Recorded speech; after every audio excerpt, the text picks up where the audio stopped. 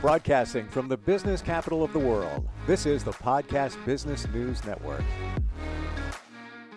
And welcome back, everybody. So many of us are concerned about our bodies, our health, our fitness. Have you considered your mental fitness?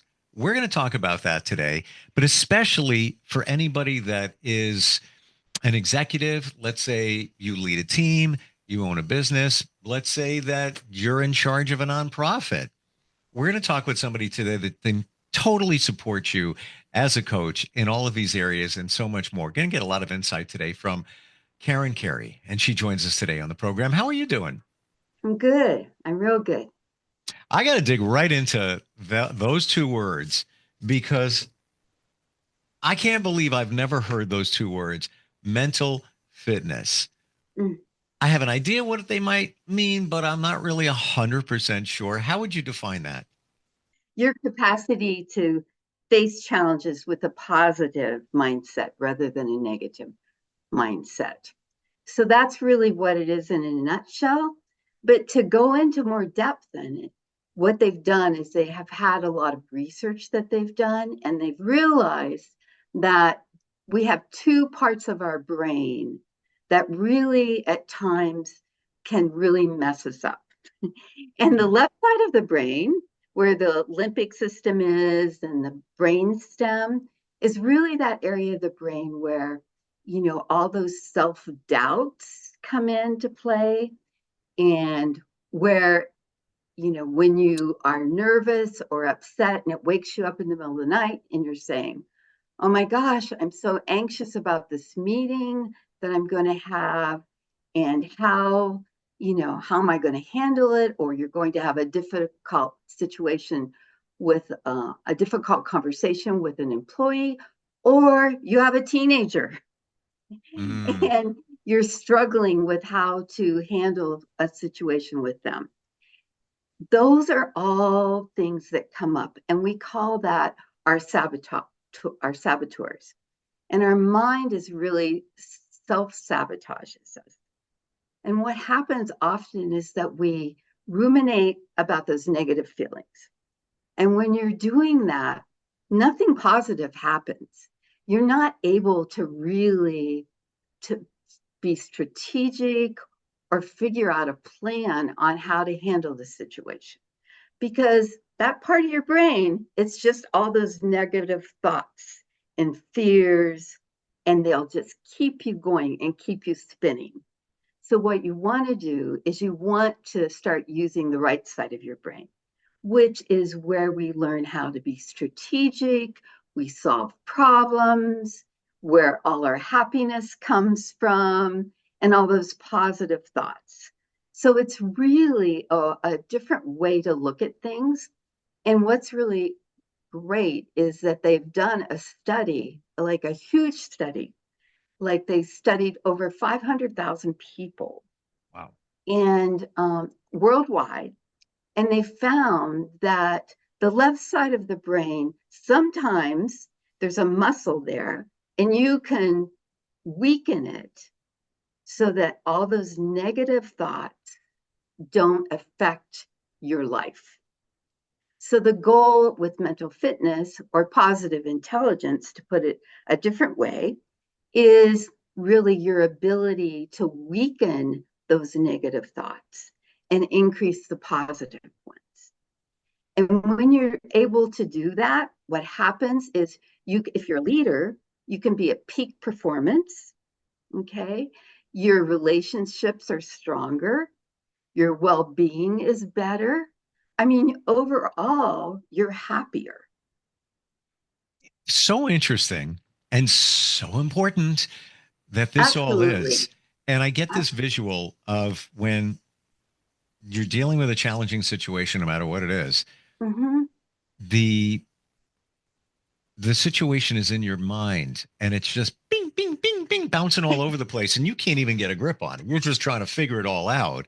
Absolutely. But what I'm hearing from you and learning today, Karen, is that it's more a product of increasing the positive aspect or the positive feeling as opposed to trying to squash down the negative. and it's almost like the positive is going to win.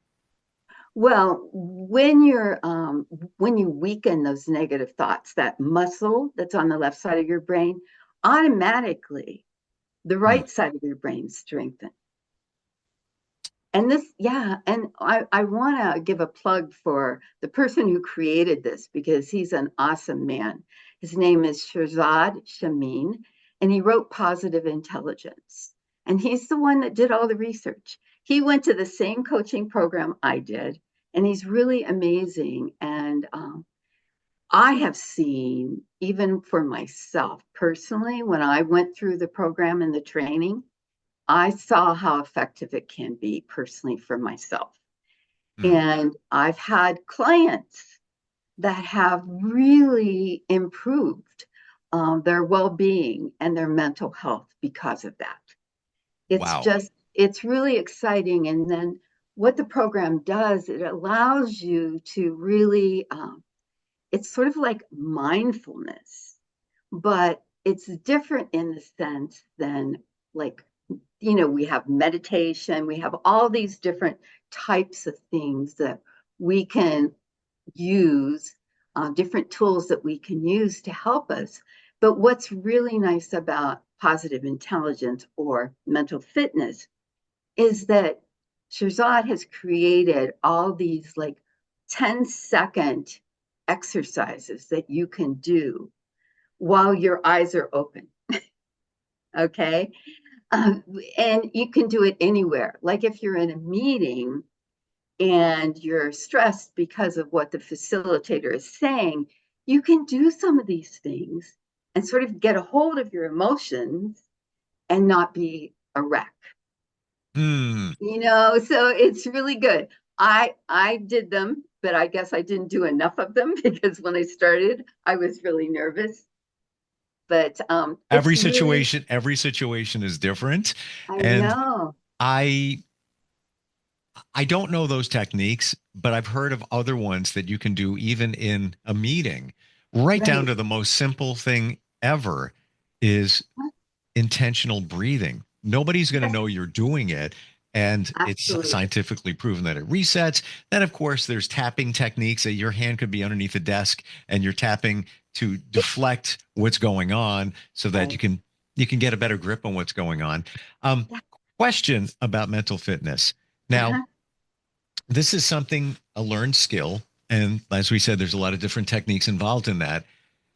Do you strengthen the positive side of your brain to overtake the negative also by life in general? What do I mean by that? When situations present themselves and you realize, wow, I got through that. On to the next one. Oh, I got through that. Oh, I'm more resilient than I thought. Oh, I got that. I got through that. That doesn't rattle me anymore. Just on your timeline, you feel like you're progressing. Is that also helping shape that side of your brain?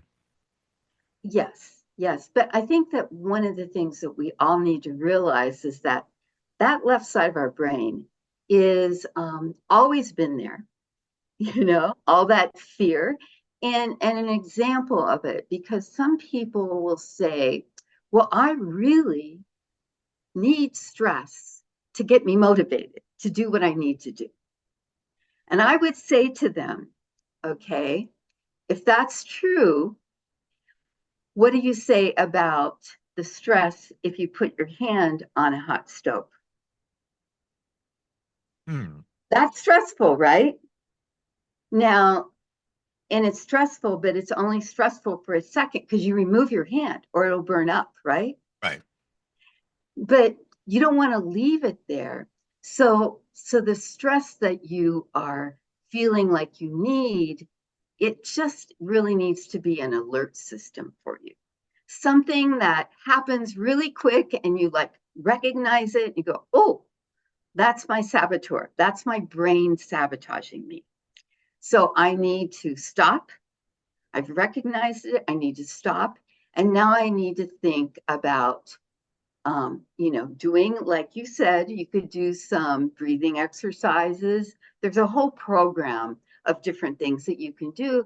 And then you think about, okay, what is something positive that can come from this? Okay, now obviously, with the hand on the hot stove, there's nothing really positive about that, except that you didn't leave it on there too long.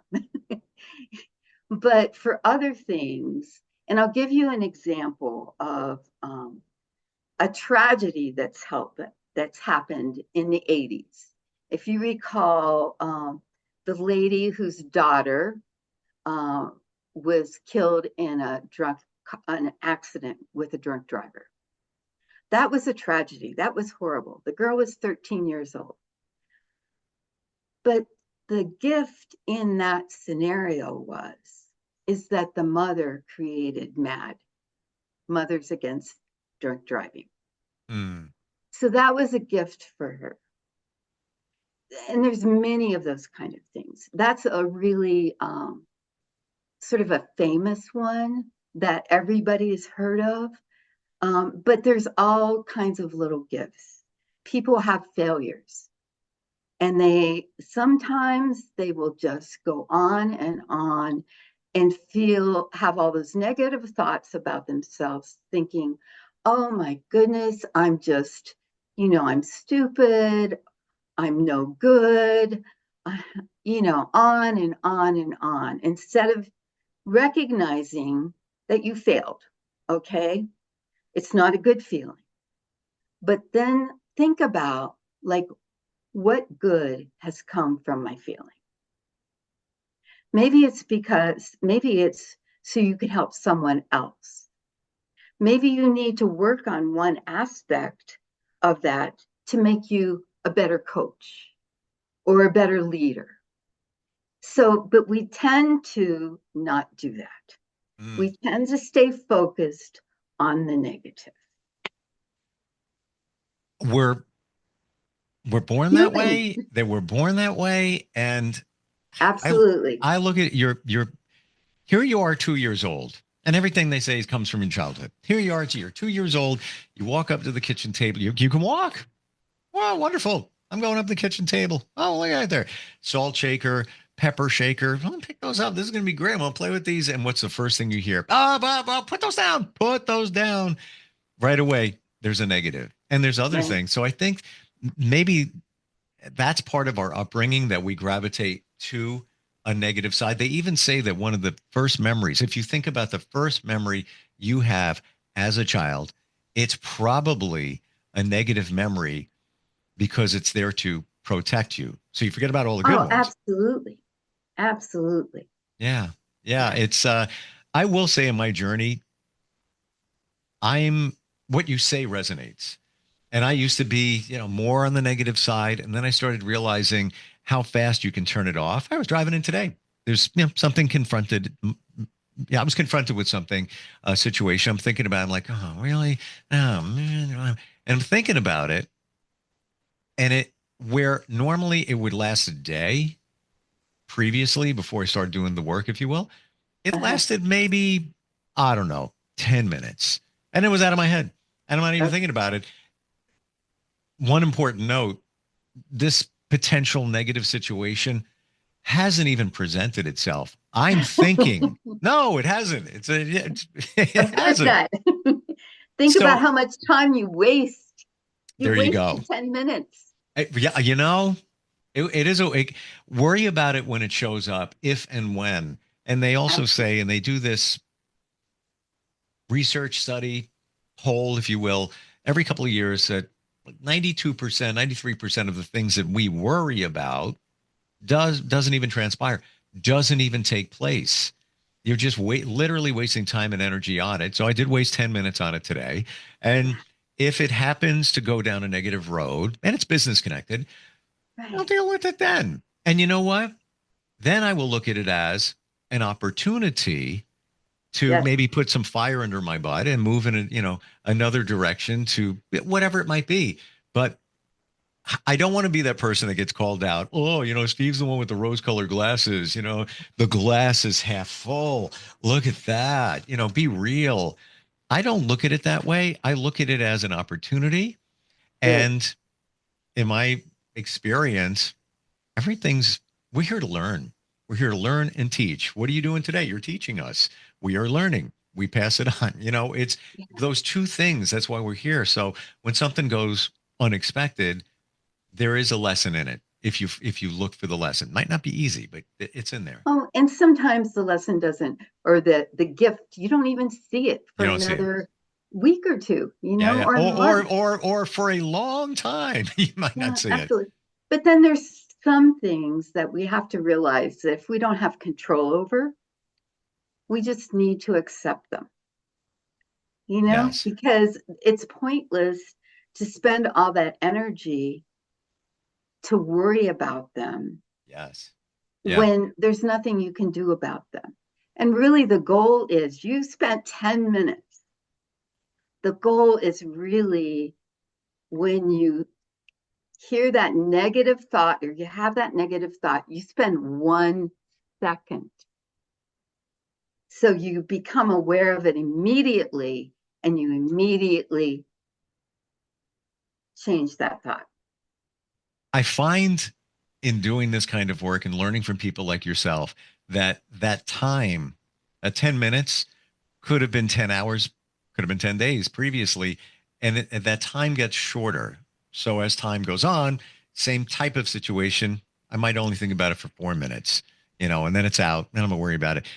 Um, there's a phrase and somebody called me out on it the other day and I want to present it to you. It is what it is. We hear that all the time. Many of us say it. Somebody said, well, you know what that means? That means you're accepting something that's unacceptable. And I said, I don't look at it that way. I look at it more as don't try to control the things that you can't control because Absolutely. it is what it is. I can't control it. So, however, whatever No, you want to say, that's what it is. yeah. Sometimes, you have to accept it, but then there's other times when you can say, okay, and I don't want to say politics as an example, but, you know, you might not be able to control it, but you might be able to do something yourself to help solve a small piece of the problem, Sure. because we all have capabilities, talents, and strengths. And we can take those and use them effectively to maybe just make one little change. And maybe that's all we can do. But we shouldn't just always just give up Yeah. because we Or don't have control over it. or complain. Go on, Right. look at your social media feed and, a certain number of friends that just complain about things and just repost negativity. That's all that is doing, in my opinion, just adding more negativity. Why do we want to do that? Karen, how did this happen for you? How did you jump on this road of helping people through coaching?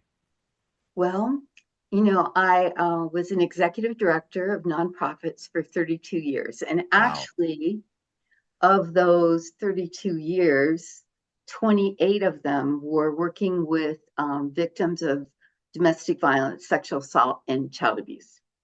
And then the last 4 years were working with runaway homeless kids and people who had mental illness and substance abuse issues.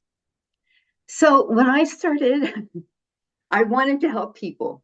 That's all I knew. I went to college, I wanted to make a difference, like so many of us do. And I got into this and I just loved it. And I saw Hmm. the need. And unfortunately, back then, because it was decades ago, there weren't many mentors, there weren't many other leaders. Nonprofits were sort of like really small, hanging on by their thumbnails, They didn't know what they were doing. And I sort of got thrown right into that. I'd never been a director and I had to learn on my own. So I Hmm. started reading, I love learning. And I started reading and um, going to trainings and I figured it out. Wow. And, now I absolutely recognize the need for training and mental fitness training and leadership training for nonprofit executive directors, for Sure. managers, for, the issue. and so many nonprofits is they don't have succession plans. Leaders come and go. It's too stressful of a job. So my goal is to help executive directors or leaders of small businesses really understand what leadership really, quality leadership that inspires, and where the employees feel trusted and they can be successful at. I mean, since the pandemic, I would say that things have changed a lot, Yeah. and nowadays, when people look for jobs, they're looking at the leaders of those businesses to see what kind of leaders they are, because they want to work for someone who inspires them, who they trust, who is empathetic, who really appreciates them, who will, provide them with opportunities to grow and to help them be creative. All those things, that's what they're looking for. And they're not going to stick around with any leaders who are more authoritarian. What you offer is beautiful. And I've never heard anybody do what you do. And of course, you'll coach individuals, not just nonprofit, um, or CEOs or executives, but on the nonprofit side, it is completely unique. Other executive leaders, CEOs aren't concerned about getting people to volunteer. They're not concerned about getting donations. They don't have to worry about all of that stuff that's in your wheelhouse. And most importantly, if it's a nonprofit, you are helping others, which is a whole different energetic situation. You're Oh, not absolutely. selling, you're not selling something, you're not selling products, and that's fine. This is a whole different situation that needs to be supported now more than ever. Absolutely. And I'd say, with all that you said comes an issue. And that often is that the board of directors, because you're passionate about the kind of services you're offering, Hmm. they expect, and if you're a hyperachiever, which I am, which means that you will work 60 hours a week in order to get the job done. And your board often expects that. And it's this constant, you know, um, merry-go-round where leaders come and go because they don't last, because they get burned out. And that whole business of self-care Mm. and taking care of yourself is a really important concept that leaders need to have, and they need to model it to their employees. And it's just not for nonprofits, it's for every business. So true. I get it because I'm on a number of boards of nonprofits. So I see it from that vantage point you just said.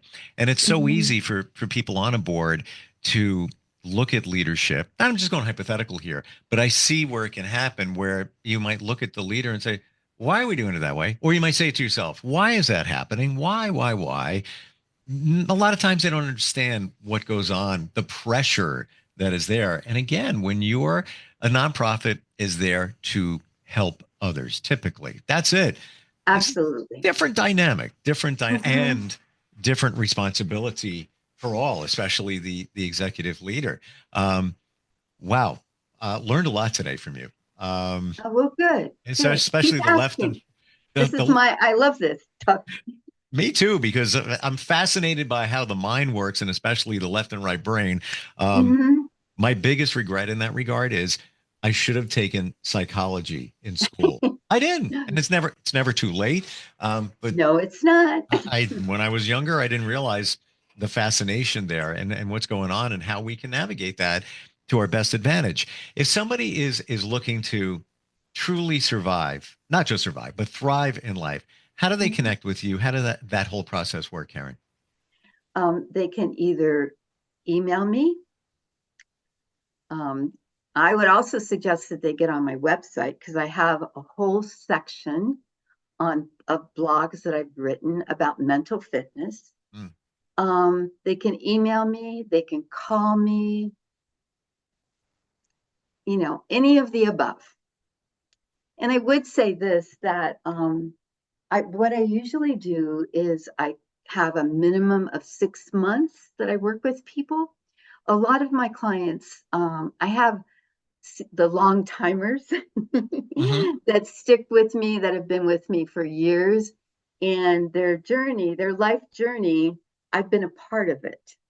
If it's ladies, it's while they have their babies, when they transition to one job to another, or even men who, like, sometimes they're not happy in their employment, so they're looking for other employment, all those kind of things. And we meet usually twice a month for 45 minutes each time to an hour, depending. And it's great. I mean, it is fun. But I think more importantly, people make changes, transformational changes, and it doesn't happen overnight. It just does not.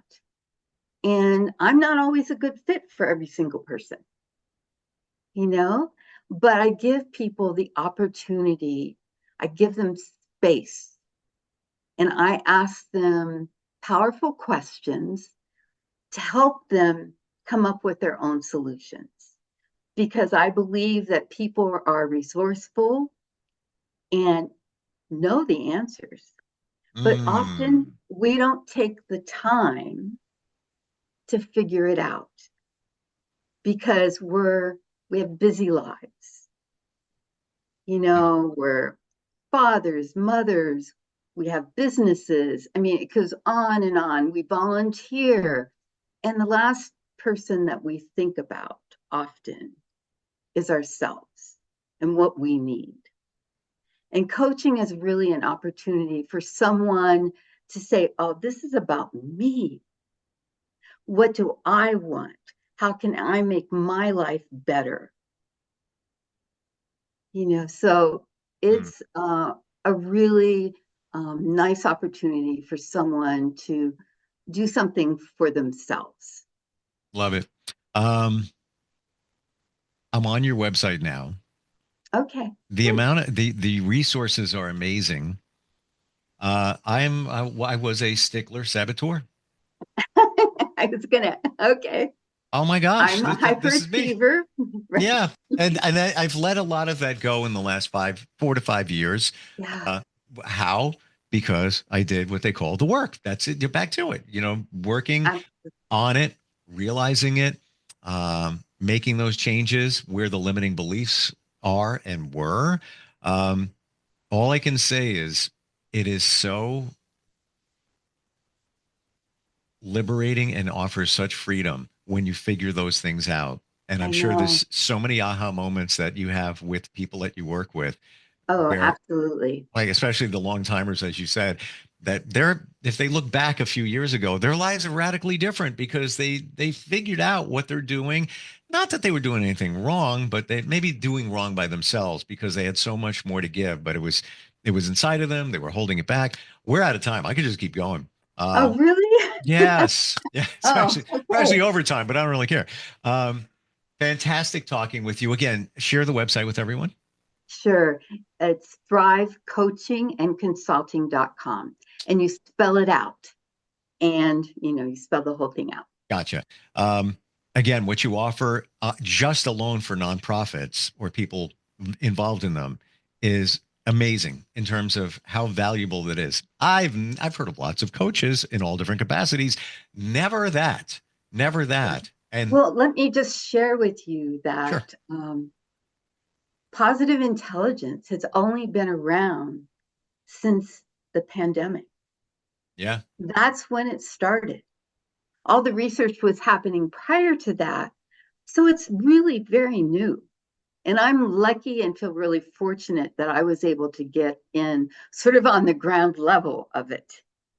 It's so true. You did not hear that term prior to COVID. You just didn't. A lot of this, even the word mindset. How many people would talk about mindset?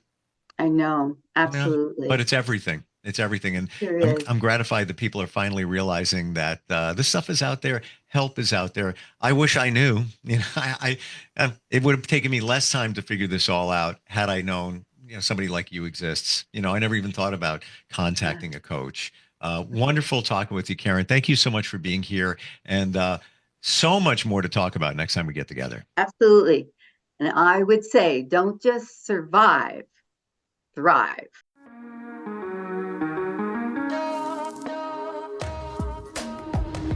Broadcasting from the business capital of the world, this is the Podcast Business News Network.